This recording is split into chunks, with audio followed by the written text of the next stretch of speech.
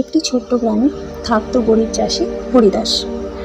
বড় জমি ছিল না, দিনে দিনে মাটি ফেটে গিয়েছিল খরায়। তবুও সে একা থাকতো না, তার একমাত্র সঙ্গী ছিল একটি সবুজ টিয়া পাখি নাম মিঠু।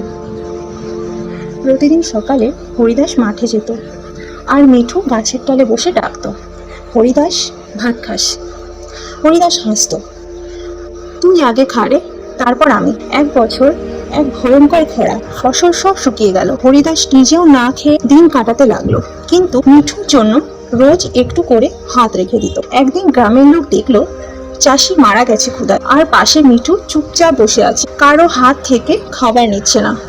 পরদিন সকালে লোকেরা দেখলো মিঠু উড়ে গেল আকাশের দিকে। সূর্য উঠেছিল সোনালি আয়, মনে হলো যেন সে চলে গেল তার প্রিয় বন্ধুর কাছে চিরদিনের।